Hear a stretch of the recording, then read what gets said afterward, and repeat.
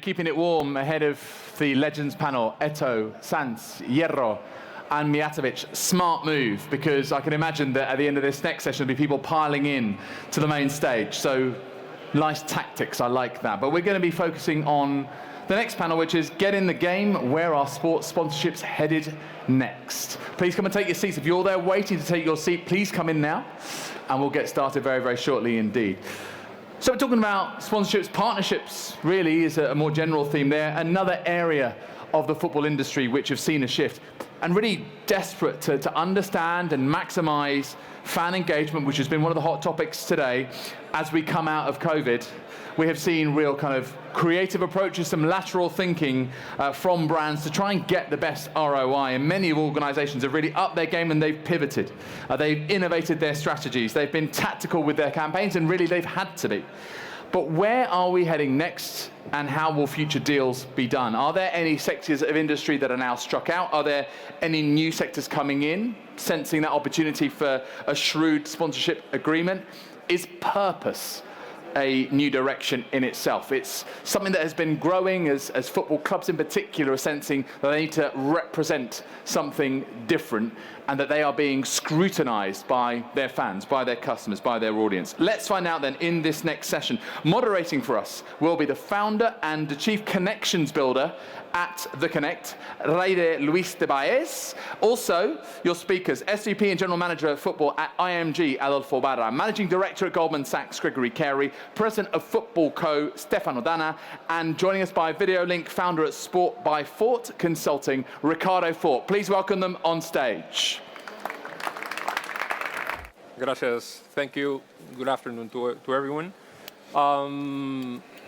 I think that now in the current context in which we are happily seeing each other's faces, or at least partially, we saw that the industry transformed really quickly to digital. So now everything is digital. But in terms of sponsorship, it feels that the same challenge as before still apply, which is finding meaningful engagement and how that sponsorship relationship will generate value, right? Especially now that everything is digital, and now we are facing also a growing fragmentation of that audience. So the first question that I want to ask you, and I want Ricardo connecting from abroad to take on, is within this current context, which are the demands or the expectations that brands, we might call it traditional brands, are looking for or are expecting from a sponsorship relationship in terms of delivering their objectives? Well, good afternoon, everyone. Apologies for not being there. I'm very jealous for not being with all of you in this beautiful setting. There are many expectations that brands have today, and they are very diverse as the business can be.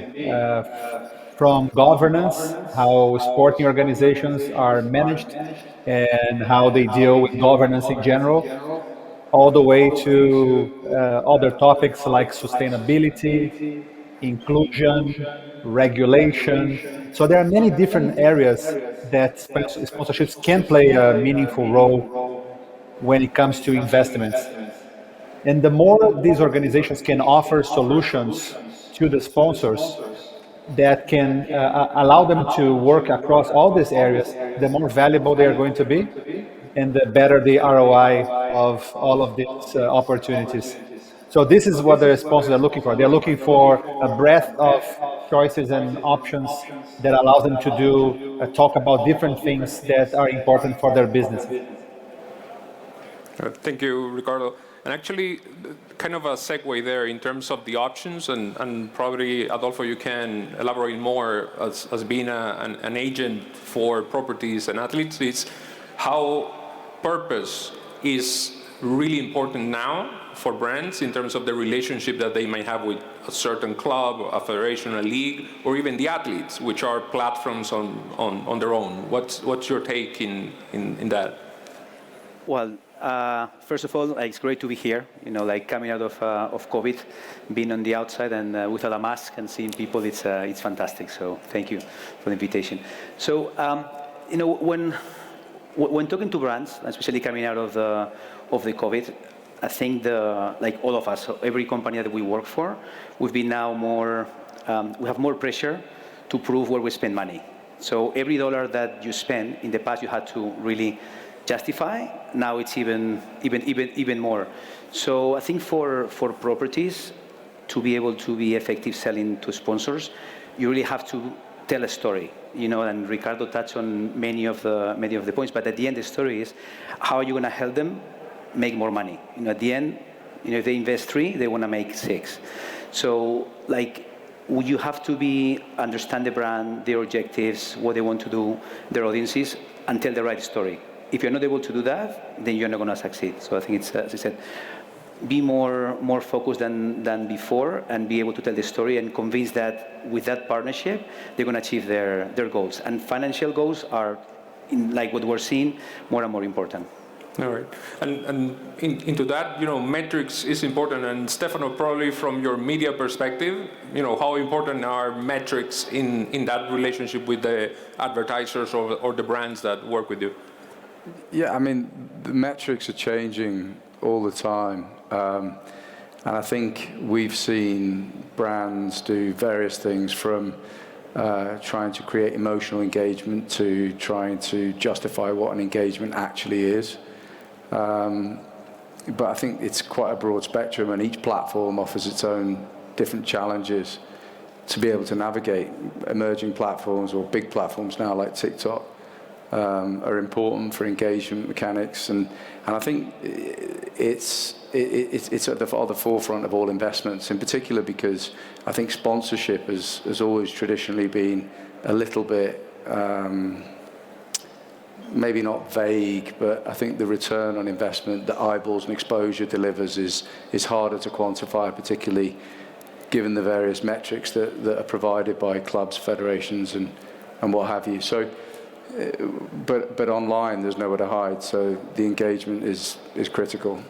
I think just on Ricardo's point about purpose, I mean, it feels like a word that's being used quite a lot at the moment. A lot of brands wanting to take advantage of it. A lot of clubs trying to be amenable to working in that way, both for themselves, with their fans, but also their brands. But it is a hard space to be authentic in.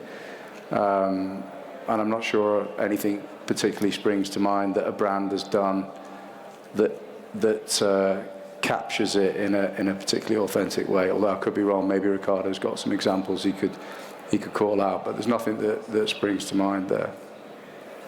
Probably, you know, the expectations, and I was mentioning before, athletes, because of a personal relationship, probably more humanistic, if you may, you know, how you see, you know, Marcus Rashford and what he has done for children in social exclusion situations, right? And how he has involved brands into that effort.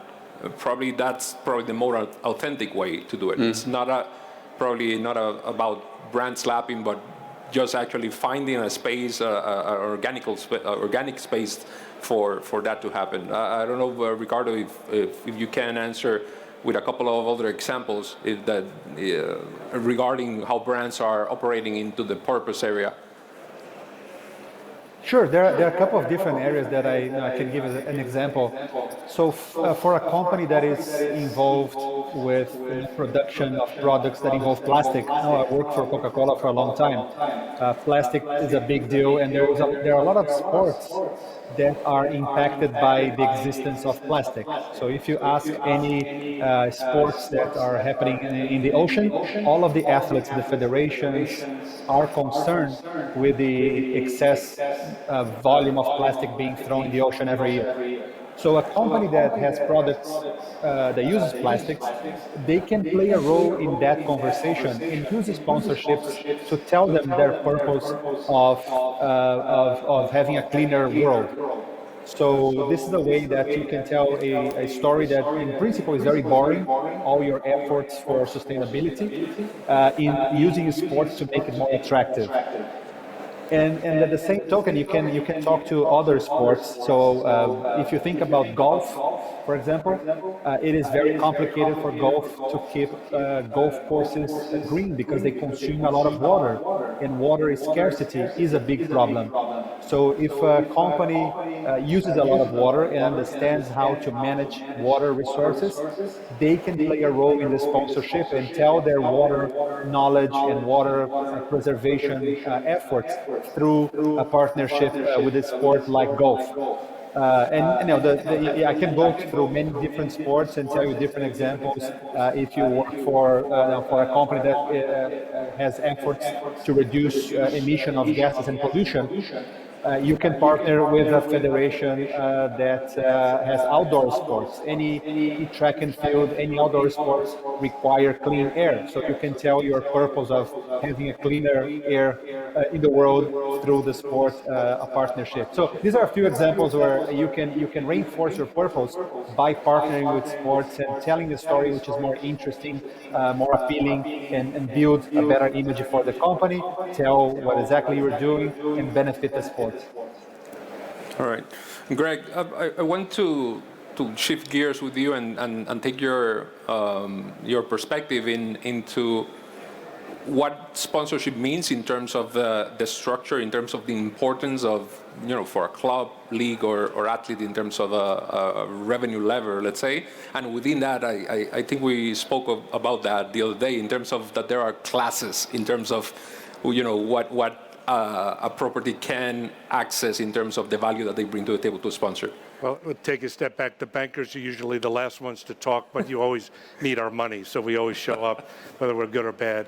It's interesting, the whole business, the evolution of sponsorship, which, whether it's on the media side or in naming rights on buildings or inside of, inside the building or on the shirt and the kit, the evolution has been tremendous. Back in 2000, when I represented the New England Patriots, the name of their stadium wasn't Gillette Stadium, it was CMGI Field.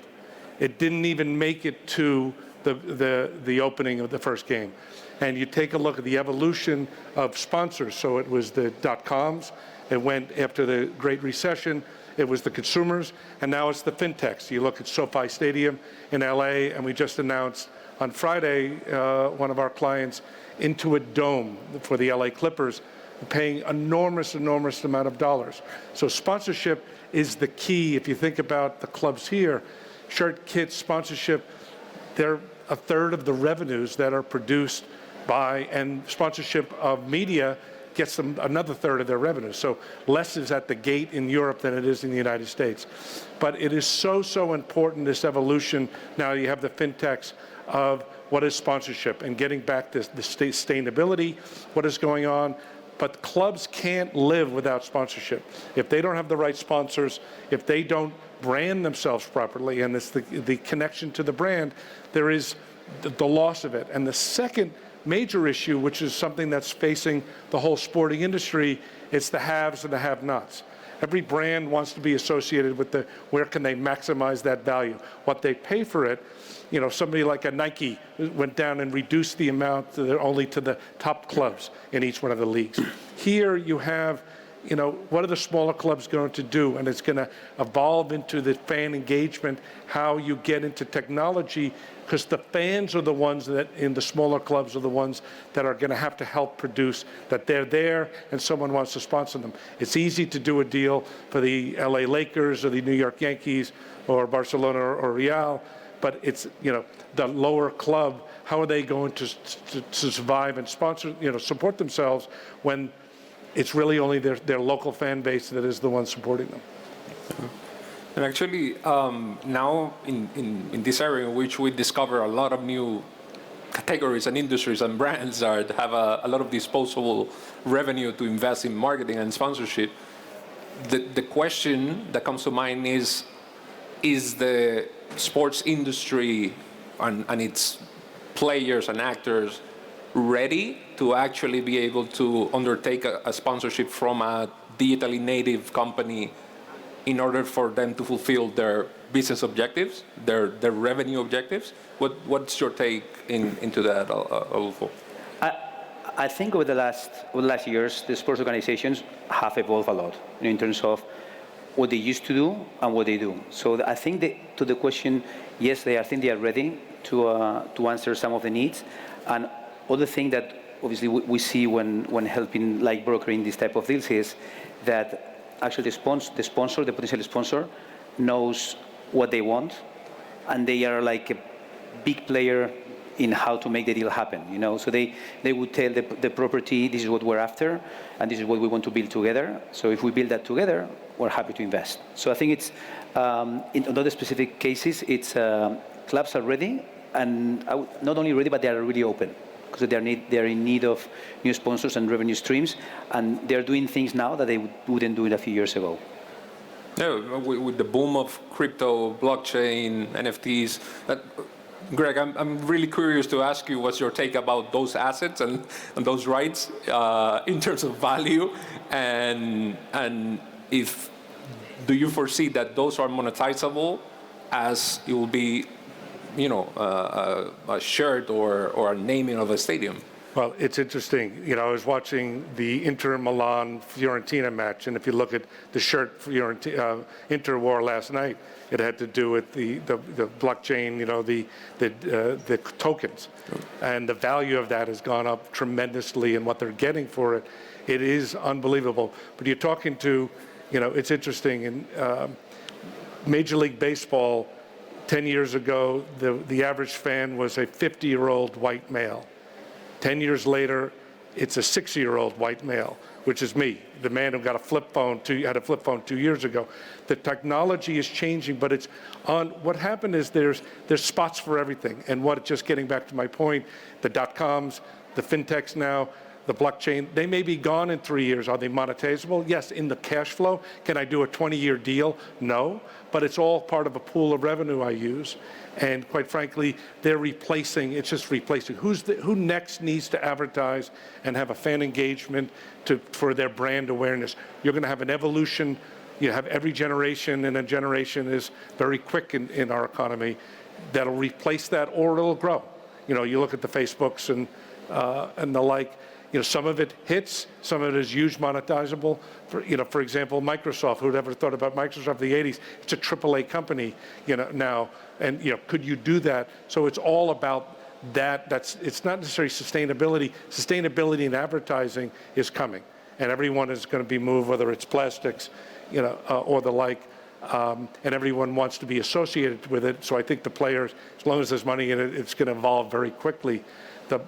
There's a lot of money there in the Bitcoin.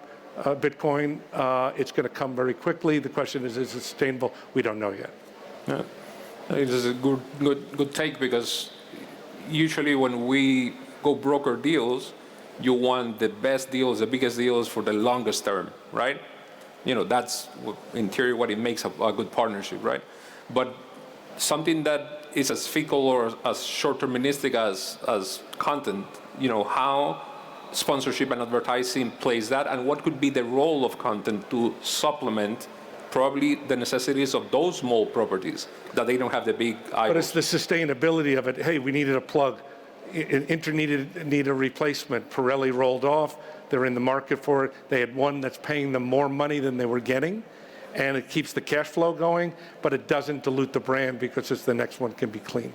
And what's your take in that regard, Stefano, in terms of, you know, can content and content platforms be that additional outlet for medium-sized, small properties to actually get their message out?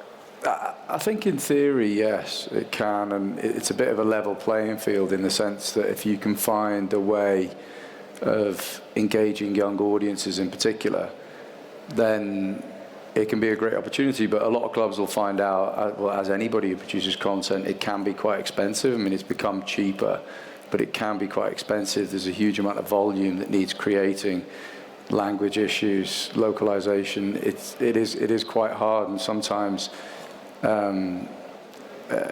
rights institutions or sports governing bodies have people that have been there for a long time, and understanding the dynamics of what's happening outside of their walls is changing very quickly, and so keeping pace with that is just hard for clubs, I should imagine. Yeah, and you know what could be, and I know you are very aware of media rights and how that plays a role in terms of sponsorship. And actually that's, probably the lion's share of all the revenues in sports. And usually nowadays, more than ever, is sometimes at odds with sponsorship in terms of, going to a pay TV platform compared to open TV and how that, impacts the partnership and the visibility. But in this current context of everything digital, what is really exclusive?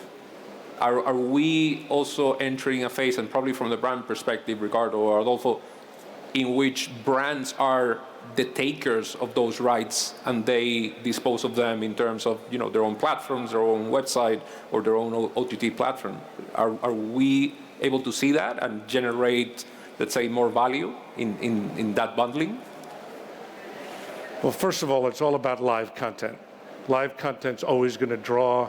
You get the attendance. You're going to see the big pop once COVID goes, more fans in the seats, and you're going to see just as if new buildings were opening.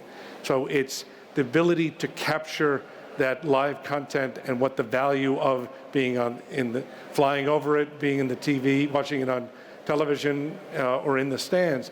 That is really what's going to get that brand awareness and the association to the club they're sponsoring. So that is the first thing that you're going to see in this next kick is live content's going to get a lot of attention. And then the question is all the discussions we're having, who is that content? How are we going to handle it digital? Are we controlling that message? Because the biggest issue that the clubs have right now is some clubs have 100 million followers. They only generate money from 1% of them. And that's what this next generation is going to be. How do they take their brand? How do they evolve, touching their consumer, socially conscious, but also monetize that connection in the digital age? I think in terms of content, I'm with you. It's all about, or most of it is about live content.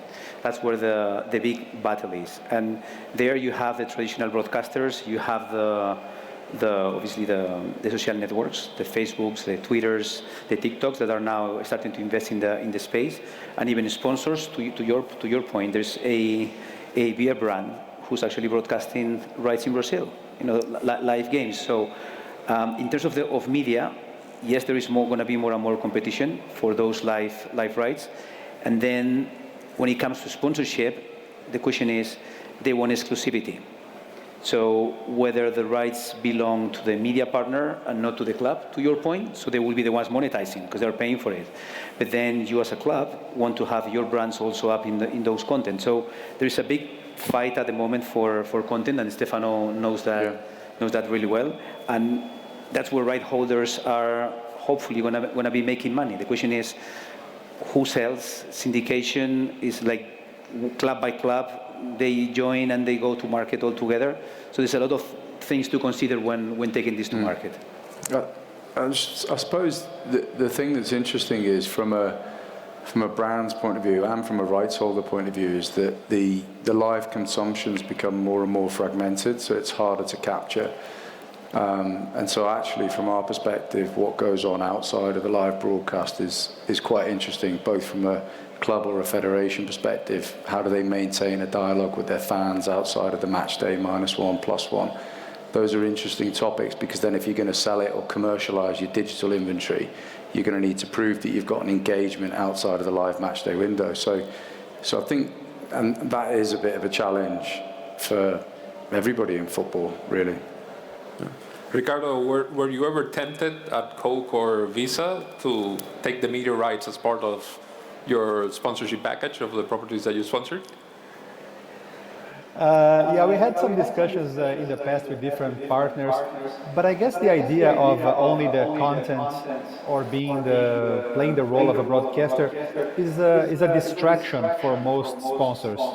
Because at the end of the day, the business of a beverage company, a payments company, a beer company, is to sell beverages, is to process transactions, is to sell beer, not becoming a broadcaster. And a lot of sponsors today, they are falling into this trap that they have to play these different roles and becoming who they are not. And that is detractive to achieve their business objectives. So my view for that has always been what kind of partnerships I should have to achieve my objectives from a business standpoint. And if I have to do it myself, I'll do it. If I have to partner with someone, I will. But most often than not, the partnerships are the best solution. So working with the broadcasters, working with the rights holders, working with the customers to make sure that we have a program that is interesting enough, is appealing enough for the products to be consumed, for the brand to be seen in the right way. So, live sport will continue to play a big role, and how you package that, how you deliver that, is a much easier task than because there are so many resources and players in the market today that allow you to be creative and do different things. I'd like to just follow up on that. Back in the 60s in the United States, we had things that TV shows were sponsored. You had Mutual of Omaha's Wild Kingdom, and you had the brand awareness of stuff like that and who sponsored a certain hour. And the brand stuck like that. You were very much associated to that program, but your brand was getting out knowledge. And 55 years later, I'm still talking about Mutual. Marlon Perkins was the moderator of that show. But you think about that, in stadiums and stuff, we have the same thing. It's all about inventory. What inventory are you getting? For example, if you go to Barcelona right now, you think that Rakuten is the naming sponsor of the stadium. No, that's just the shirt because they haven't sold, the naming rights or the other advertising. So it's very interesting as we go through sponsors, what inventory you're giving up for that sponsorship. Can you maximize it by limiting people? Because you never want to give a blanket because you're giving up too much. But again, that's an interesting thing. Sponsoring full content, is that something that will come back because it's back? There's only probably 3 people here that know what I'm talking about in the 60s. No, interesting enough, oftentimes we compare the realities of the US with the ones in Europe, which we could argue that commercially we're getting there in terms of segmenting by sections, vomitories or concessions or different facilities within the venue.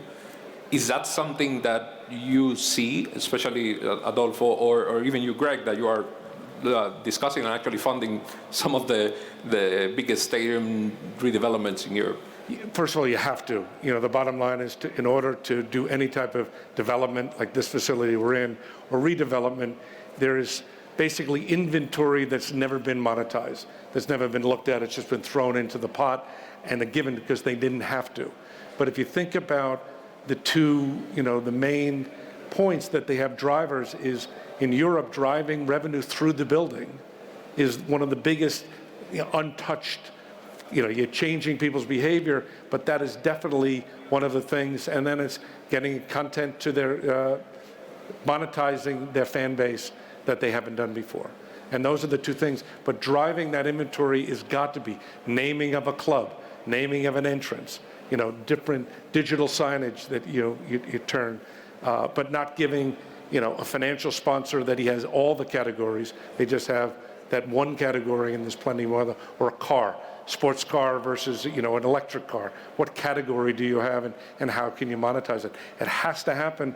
Otherwise, someone else is going to get it and they're going to capture that area and they're going to have more money, which means they're going to get a better striker, which means they're going to play better, allegedly. I think on the stadium revenues, like 2 things. On naming rights, I think that's something, there's a big difference between the US and Europe in that sense. Obviously, when you have the stadium of a state in North America, the state is as big as Spain, for example. So you have like big brands with deep pockets that would happily invest in that stadium because it's the landmark of that state. In Europe, you have Milan with 3 clubs. You have Spain with 5 clubs in Madrid, for example. So to find a naming right sponsor in Europe is much more complicated because your catchment area is much smaller. You have like less people you touch on. So it's been a challenge. And the best examples were in Germany, where were driven by, we want to get the World Cup. That's why you have to invest in these properties. And then to something that we discussed last week when we talked about this panel, the match day revenues is a big challenge especially in Europe for clubs. Especially in football, we are not used to come to the stadium 2 hours before the kickoff and have dinner and socialize. It's not in our culture. But having said that, going forward, that's something we need to do more and more. Like, people don't go to shopping malls anymore to buy clothes. They buy online. They go to shopping malls to have a family time.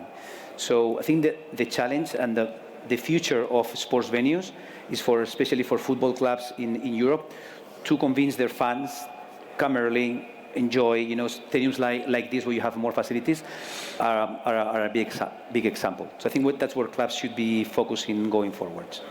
And Stefano, to get your take on something, when we look at the game day experience, at least here in Europe, it's about in football, it's about the 2 hours of match, and then everything around it is content. Mm-hmm. So it's a live experience wrap out in content.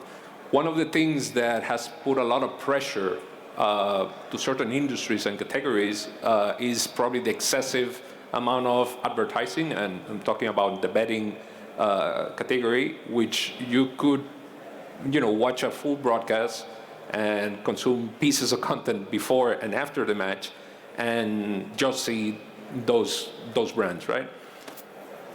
How is specification, segmentation, and correct data management important for having the tentpole at the game, but engaging in a more proper way through the content?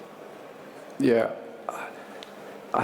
Just to go back a step to the conversation around naming rights and stadiums, they're all currencies that clubs understand and are well established, and valuations are a bit easier to make. I think the interesting thing is the way in which clubs might value some of that content and how they package it up with their broader sponsorship partnerships, and in particular, maybe some still bundle in digital for free if there's no content creation or hard costs to them, which over the period of COVID, I should imagine, they perhaps might have wished they didn't do that, and they'd put a bigger value on their digital assets because the other eyeballs have disappeared, and you're probably getting into compensation conversations. So I think that might have triggered clubs to start to look at what's going on outside of the live match day window, how they can prove that they own the end consumer and the data that they collect. And I suppose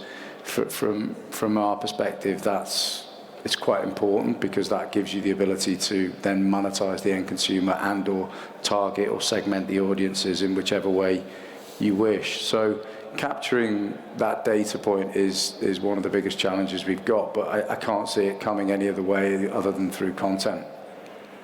And to kind of wrap up in line with that, and I want to get your opinions on it, wouldn't then, because of the nature of the engagement, the relationship, and the fight against fragmentation, the need for the data, wouldn't that sponsorship function be then a surrogate function based on digital transformation and a digital mindset within the organization, not only on the personal side, but how organizations are run?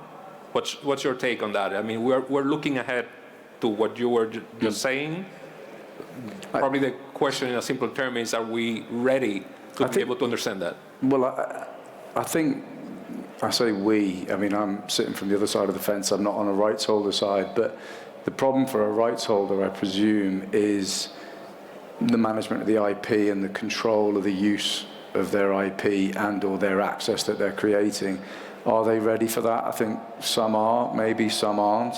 Some are more rigorous with the management of their IP, but I think they have to embrace the nature of the internet. And I would like to see them relax some of those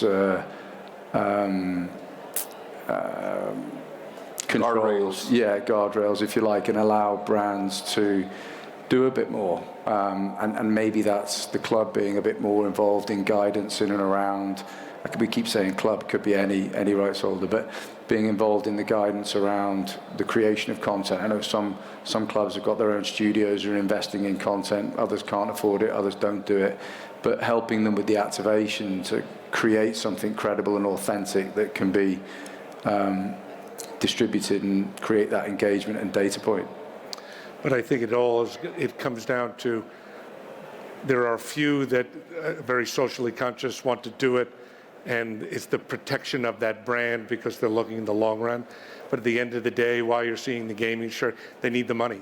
And it's the pressure of not playing, Roma played naked for 3 years, with no name. Actually, the shirt was beautiful, not having an advertising across it. But, you're playing for the long. It's like in the real estate business right now. In New York, the rents got so high that a third of the buildings were open pre-COVID. Guess what? They're half empty, and the real estate guys playing the long game. A lot of people can't afford not to do that next trade that may be brand diluting. So I think that playing the longer game, some people have the luxury, some people don't. And how does it fit in with that brand on the long term to maximizing value? Adolfo, what's your take? I think it's, and just want to come back to discussions probably Stefano and I had a couple of years ago about how to grow digital and how to monetize. Because obviously, I'm 100% with Stefano. If you are not digital as a right holder, you're nothing. So you have to build your own platform, but you have to be mindful that like your fans also engage with your property in other platforms. So the question is, can you as a right holder create an own digital platform that you can monetize on its own, which experience shows is very complicated because you are competing against monster giants that they sell programmatic and so on. So what we're seeing so far is that when every club or competition are creating a digital platform, they bundle that within sponsorship rights. And sort of they give exclusivity, they try to keep that to their sponsors, and also they're trying to be able to control their content. So I own the content, it's my content, I'm talking non-live, and I can give it to you as a sponsor. And then the question is, the others also try to do the same without paying you. So there's a big competition when it comes to content, and discussions that clubs and right holders have about how to better monetize digital, whether it's on its own, whether it's bundled, whether it's going to just to the sponsorship packages, which is an interesting discussion, and nobody has an answer yet. Ricardo, what's your take on it? Well, sometimes it's easier not to be a sponsor than to be a sponsor when it comes to the freedom that you have to do the work. And I think that the good rights holders, they have realized that, and they have become more flexible, they have developed more content, and they have partnered with the sponsors to do things that they cannot do alone. If it's harder for a brand to tell a story when they are investing in a sport, in a club, than it is otherwise, chances are they're not going to invest. So, I encourage all the rights holders that are watching us today to think about it and making sure that the tasks that the sponsors are doing, they are complementing your efforts and you are helping them to do what they need to do. Because otherwise, it wouldn't make sense.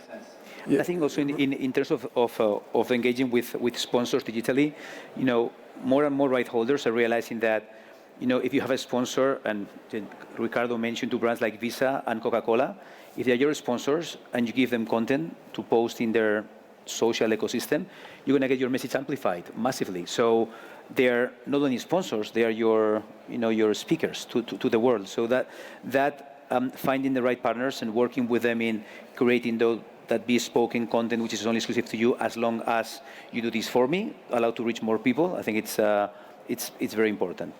Yeah, absolutely. Actually, I used to discuss with some colleagues something that I guess Ricardo would like. I've seen your tweets, Ricardo, in terms that there are brands that properties will need to pay for them to become a sponsor and actually be able to amplify that. That's the nature of brand stature. There are brands that are really global, right? And that's actually something that we usually debate in terms of, I will kill to have this brand with me, so go pay them so they can come, right? And that's, if I may, that's one of the risks with these new categories that are coming into play right now, because they come with big checks, because they need the visibility, they need the access to sport, but they cannot offer what other brands, other categories can offer in terms of amplification, in terms of engagement.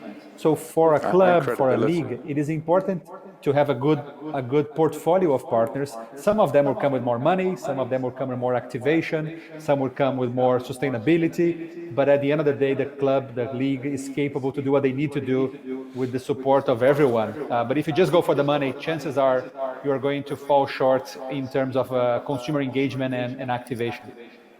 Yeah, and I just think on just following on what Ricardo said on these new categories coming into the market, I think obviously they're coming in with big dollars, so that's why especially clubs are getting those contracts. But the worry, if you don't do things properly, is that at the end you're giving these brands your fans. You know, we're talking about the fan tokens, so you're exposing your fans to something which you sort of co-own with someone else. And if that platform doesn't perform or is no longer there in 3 years' time, you're still a club. Your fans, the fans are yours for the next 50 years. So I'm obviously from talking to some of the clubs, they all have a plan B in terms of we're building this and we're going to be able to answer to our fans in the long term. But it's a worry, you know, not only for how long they will be paying, but what happens when they don't pay, meaning no longer there. What do I do with all that pot of assets I need to still deliver? Yeah. Stefano, you were about to say something? No, we've gone past it now, but I was just going to say about going back to the clubs embracing the evolution of new audiences and the way in which you develop audiences online. The reality is a lot of it's about testing and learning and figuring out what the right format is and what will work best on each platform. And I think sometimes clubs are uncomfortable with that. Whereas you can see perhaps the terminology of documentary is something that's probably a bit old hat, but Netflix have brought it back to life. So has Amazon. It's now a format that's accepted that clubs like because there's a revenue at the end of it. So I think embracing the uncertainty of the internet will help clubs find their way through, and players for that matter, to find their way through where the audiences can be developed and then subsequently how you create that engagement. Because I think Adolfo's comment there about clubs being left with their fans for the next 50 years, I think that there is also a feeling that fans are becoming more fickle, and actually retaining your fan base becomes harder, as well as recruiting a fan base becomes harder as well, because for all the reasons we've talked about, if younger people are less likely to engage with a live broadcast, then how else are you going to get them to tune in and engage with your brand and or commercialise them or prove them that they're a fan of your club, is all quite interesting. Oh, definitely. And actually, in closing, a question that I know Greg will love is, in the real world, we have scarcity, as we just said, even though we have many assets still to sell. But do we here in this stage believe in the metaverse as a space in which, you know, a new type of relationship with new fans will be developed? And of course, that's at a real state. Is that something that is happening? I'm very curious about your take. Well, it has to. You know, for example, Yankee Stadium took out 5,000 seats just to have an area for the kids, the younger kids, to sit there and be on their phones, be in an open area. Or MLS, whole areas, the worst seats are the ones they're buying because they can sit and congregate. So it's the technology evolution. The world's changing.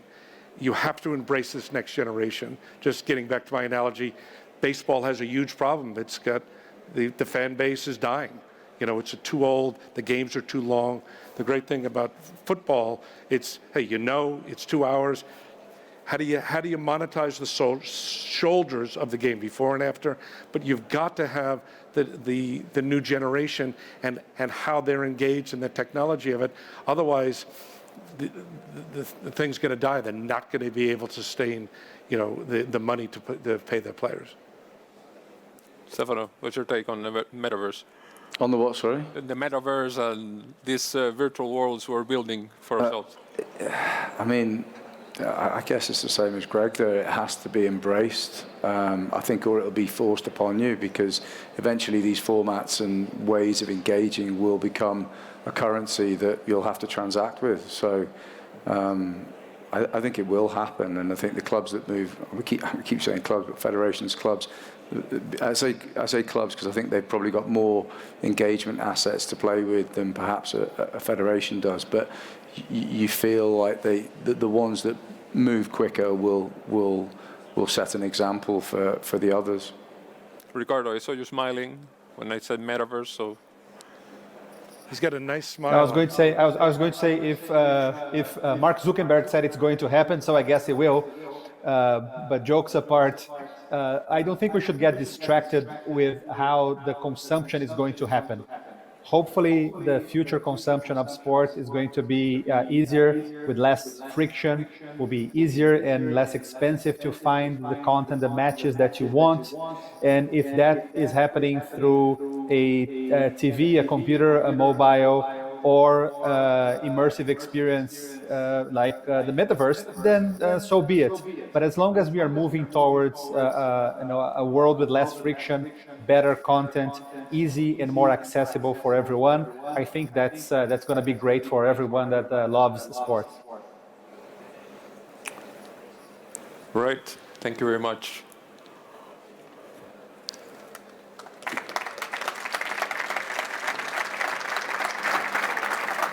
Guys, what an absolutely fascinating panel. The word that I heard, along with metaverse, and by the way, it's coming. It is absolutely coming. Of that, there is no doubt. When? Who knows? But embracing the uncertainty of the internet, embracing the young generation, being that sort of positive mindset to try and kind of get ahead of the game here. Thank you so much for your insights and your opinions. It's been an absolutely fascinating session. I wish we could go on, but Raide, Adolfo, Greg, Stefan, and also Ricardo. Hopefully, Ricardo, next time we'll see you here in person. Make sure you join us next time. Thank you very much indeed. Ladies and gentlemen, give it up for the panel. Please head back to your seats. Thank you, guys.